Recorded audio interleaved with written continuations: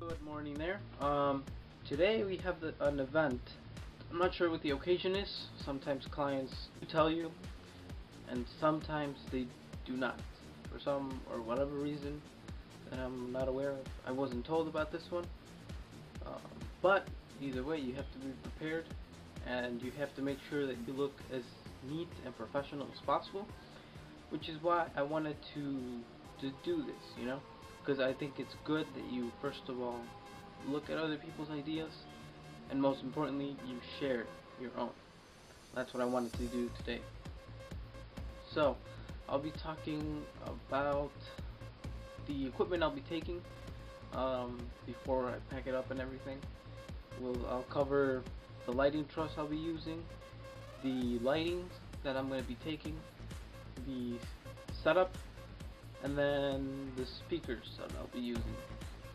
And then I'll show you later on how it all looks mounted on and set up as I planned it to. So first of all, I'm going to talk about the trussing. I've seen a lot of videos on YouTube and the American DJ website for their lighting truss, the Dura truss. Now most of the videos I've seen only include the regular 2 5-foot sections that make a 10-foot section, and I think that's really neat, because it allows you to do a little further, and I'll properly explain here what I mean by that. So this is how the lighting stands, the trussing looks like. As you can see, very shiny, nice piece of truss over here, and as you can tell, it is pre-wired. Reason why I did this is to cut down on time to set up, and as opposed to the previous trussing that I had where you had to screw things in the holes, I now clamp things on. It's a lot quicker, and I leave the cables and other things zip tied on, as you can see here. I got some zip ties here. These little sticky things to just hold cables together, electrical tape, which I use personally as a indication where first of all I want the lighting fixture to go clamped in, and second of all it also holds cables at the same time, and third of all, when I do clamp the lighting fixture on, it doesn't leave an ugly mark as I noticed it did when I mounted some lighting fixtures on. So here's how it looks, pre-wired. Right here it might not look as neat, but trust me, when you're in an event, it looks really nice and professional. Because I'm sure your client, when they pay you, they hire you, they have this nice looking place, and then you bring your trussing and it looks like you've set up some sort of spider web of cables. Doesn't look nice. Here's the other piece that comes with this lighting trussing system, also pre-wired, as you can tell. And what I decided to do was get a third piece, get an extension, and it's really worth it because it gives you a lot more space. And here it is. This one is also pre-wired. Doesn't look that much because it's the far piece that I use, and I'll show you what I mean by that later on when we're at the venue. So here you go. Here's a good look at it. Now I used to use the I-beam trussing system for about 2 years. Had no problems with it except for the fact that it wasn't really that reliable, because it was just two poles practically, and then the zigzag along. And to be honest, sometimes you do get lazy to just mount, clamp things on, and then try to make it look nice by putting all these cabling everywhere. It just looks sort of like a mess. And there's a lot of disadvantages with that kind of trussing, especially if you're talking about a little bit more heavier and more pricey lighting. If you just stick to regular DJ lighting, it probably won't affect you. But if you're adding like lasers and moving heads and a little bit more pricier lighting fixtures, you're probably not going to want to be depending on one of those I-beam trusses for numerous reasons. First of all, on the I-beam truss, there's just a piece of plastic here. When this thing is hanging in sideways, there's a piece of plastic here and here that's attached to the tripod. And what that does is it holds it in place, right? And here I'll show you this tripod, for example. It would have the piece of plastic here and here, and the trussing system would just be kind of hanging here. But the downside of that is that the whole lights are depending on these two plastic things to hold on, and you're really hoping that these things just don't break on you. And I like this system because the lighting, the truss actually sits here, so it's not really depending on the plastic pieces here, it's really depending on this whole T-section here. And in essence, it's practically depending on the whole tripod versus two pieces of plastic and two screws that might pop in there. Now that I'm over here talking about this tripod, I think it's a lot safer system, very, very heavy duty. Practically no plastic pieces at all. Maybe the handle right here is the only plastic thing, besides this little knob that actually is pretty neat, because when you unscrew this a little bit, this leg actually stretches out, so you can level out your stands and always have your trussing on level, even if your ground is not level. So very, very nice pieces here, all metal. As you can see, it's a crank stand, so it also makes things a lot easier. It also has numbers marked on here. I only gotten it to level 26, and I can assure you that's really, really, really high there. Just to try it, I thought I would set it up, even though I do have a stage provided for me today. I thought I would just set it up on the ground, unless I found out that that I was gonna trust this stage. But we'll see how it looks at the event, and I'll probably set these on the floor and then just crank them up just to see a little bit of how high they can go. For the lighting, I'm gonna be using this American DJ X Move LED. Really nice fixture, one of my favorite by far. Most of my fixtures, actually, yeah, most of my fixtures, maybe like 95% of them, they're all DMX and LEDs. I practically only have one halogen lighting fixture that never leaves home anymore. I upgraded entirely within a year from halogen to LED. And so this is one of the fixtures, the X Move. I'll also be taking American DJ Jellyfish. Really, really awesome light. I like it. Double effect. It does some sort of like a moonflower effect, but at the same time, since it's clear casing, you can actually see, the light, the LEDs inside doing the chase patterns and stuff. It looks really neat. As you can see, I got the special Dura clamp to mount it on the truss. Because although it does have holes in the bottom, sometimes you want to just clamp things on, especially if you're going to clamp them on the top, because it has no holes on the top, only on the bottom. So these are probably going to be your best shot.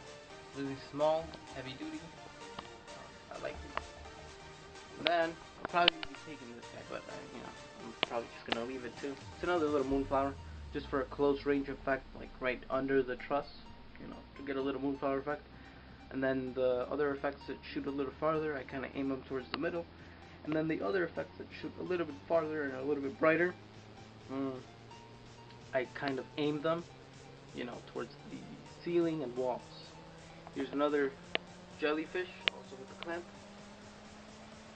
DMX as well. And then here's second American DJ X Move. Really neat, I like it. I'll also be taking this little guy here. It's a Chauvet Minwash. Very nice little moving head. Really, really bright. It's a wash effect. It's not like a spot like the other, moving heads. This one really does an effect, and it's also DMX. Very, very. Doesn't even weigh a lot. Maybe like 8 pounds tops. As you can see, I'm gonna put my hand here. So barely a little bit bigger. It's really bright. I'm not really sure how bright, maybe about 15 watts, but I can definitely tell you the things it does. It really performs. Not only does it sound active, it's master slave, but it has really cool built-in programs that you can just leave it there and it'll just do its thing. And that's as far as the little min watch here. I'll also be taking this LED bar. This thing is huge, and trust me when I say this, because the other lighting fixtures that I've seen that are LED, they probably are about this big, like the Chauvet color strip. The American DJ 50 watt LEDs are like about this big. This thing's almost twice as that. So this is really big. It's an radiant LED bar. I happened to get my hands on the very last one that this online shop was selling. Really happy with it, no problems. Just don't drop it, you know, because I mean really don't drop any of your lighting fixtures. Always try to have them nice. And then a lot of you are familiar with this guy right here, the 4-play. What I want to do is I got this one when it came out. Fell in love with it as soon as I saw a video on it. I had to get it, especially because I already had the 2 jellyfish, and I thought it'd be nice to match it up with this. If you're familiar with the 4-play, you know how it looks like and everything. But the CL version, that is not that old, is the clear casing version. So it matches my jellyfish I got back there, and as well, it's 4 of these. Really does a cool effect. It also comes with this nice bag. That's very nice. You know, for the price, to come with a bag, it's really good. Sometimes I don't even need a truss. I just cling it on a tripod, and there you go. That's as far as my lighting. As far as my sound that I'll be taking these B215D powered speakers with stands, made by Behringer. I've had these for close to about a year, and I can tell you, definitely no problems at all with this. These are really good loudspeakers. They deliver rich, clear sound. I'm probably gonna get a second pair, just because they sound so great, and then add subwoofers. Now that I'm speaking about subwoofers, I can't really show you the other speakers that I'll be taking because they're in storage right now, and I'll be loading them in a truck within an hour, so you'll probably see them at the event. As far as my my setup that I'll be using today, I'll be using this 4-channel DDM 4000. As much as people want to walk on Behringer, I think this is a great mixer. First of all, because it does what I need. It has the necessary amount of outlets for you to plug in multiple amps, powered speakers, and a subwoofer at the same time. And that's exactly what I need, especially if you're a mobile DJ. You want to have, you know, multiple sources, because you might have either an extra amp or some more speakers and stuff like that, or you just want to plug into a different mixer. And I do that sometimes. Also, since it's 4 channels, you know, I'm allowed to have either 2 CD players, turntables, vinyls, whatever, computer, auxiliary. Sometimes what I do is one of my friends brings along his mixer, and we plug his mixer into one of these channels, and that's how we do things. Really nice mixer. Like I said, 4 channels, MIDI control, cool effects section. You got control of every channel here. Works with everything. Serato, Tractor, Virtual DJ, anything really. Really nice. Built-in sound card, and for the price, I definitely like this mixer. I'll be using my 2 CDJ 900s. Exceptional CD players, I gotta tell you.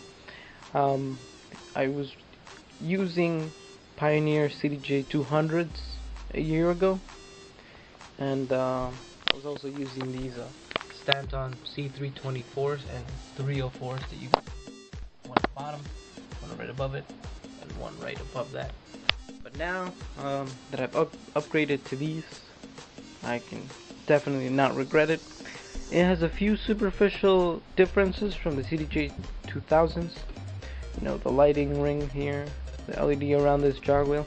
But aside from that, this thing even has features that the other one doesn't, such as slip mode, and it actually has cutting the loops here, the auto beat loop, whereas the CDJ 2000 has the, you know, 1, 2, and 3 cue points. This one doesn't take SD cards, but it does everything else. You know, power linking, or not power linking, linking. You know, if you want to do link through a USB drive or to your computer, you can do that. USB port right here. Not sure if you can see it. Takes CDs. It reads every kind of format there is, practically, as you can tell. Works natively on every software available. Tractor, Virtual DJ, Serato, Mix Vibes, anything really. Ableton. You can always map this and make, you know, change these into effects or samples. You can change them into cue points. Everything. This thing is really amazing. You can just put a LAN cable, and whatever music you're playing here, it's gonna also play here, and that's really cool because sometimes what I use is USB drives and CDs. I'm not much of a software guy, just because softwares, I mean, I think they're fun, like controllers and all. I wanted to get a controller. However, I think they make you kind of lazy because, first of all, I like to look at the crowd. You know, that's the only way you can actually read it. You read the crowd. I don't like to depend on a laptop that might crash here and there, and you know. Let's face it, a controller sometimes kind of do everything for you. You know, you just gotta hit that sync button and there you go. Or, you know, you just kind of match the BPMs. And remember, it's not just about BPMs. You know, in these, I actually like to mess around with this pitch here and try to get them matched up. And like I said, it's not all about beat matching. You know, you gotta learn when to mix. You know, it's not about beats. It's about also harmonically and melodically, and, you know, just gotta know your timing right. So this is as far as my setup that I'll be using. I won't be taking my other mixer here, which is my backup mixer now, to this, and then I have another mixer here, which is the backup of the backup mixer. Always gotta be prepared, you know. That's it for right now. It's about 12 p.m. right now. 12:55 actually. So I'm gonna start getting my things ready in about 5 minutes. Pull in the van, pick up the seats. I use a truck, a GMC truck. I just take out the 2 seats. Everything fits in there. I don't have to get a trailer, rent a truck, although I really want a trailer. So here we are at the event. I'm gonna show you how it looks. So here's the setup.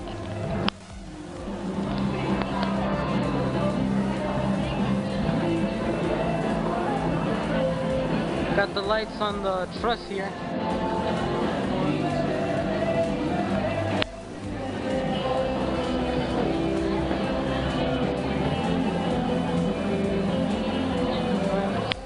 Sound.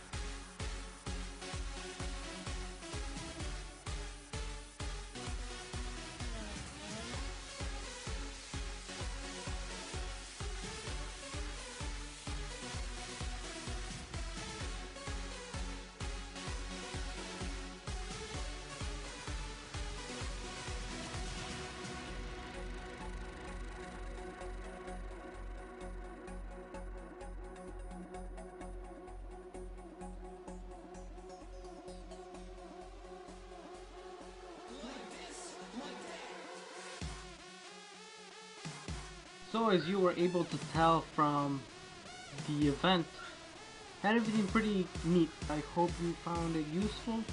Maybe you could grab some ideas, maybe you could share your own. I am thinking of incorporating some sort of truss warming, just so that, you know, you get this double effect, especially when you have, like, if you have black trussing, it might not work as good as it would when you have, you know, silver trussing or chrome. That really looks very nice when it's, this is what I'm talking about here, about truss warming. So I mean, I don't want to have to get a whole bunch of these because it's going to take up the space that I need to hang the lights in, but something like this, as you can tell, looks pretty nice. You know, very nice. Especially if you're able to get it to change color, whether you have a DMX controller or not. You can always use sound active lights, such as mine, and it looks very nice. So we'll see you on the next video log I make. Not really sure when that will be, but looking forward to your suggestions. Thank you very much. Have a good one.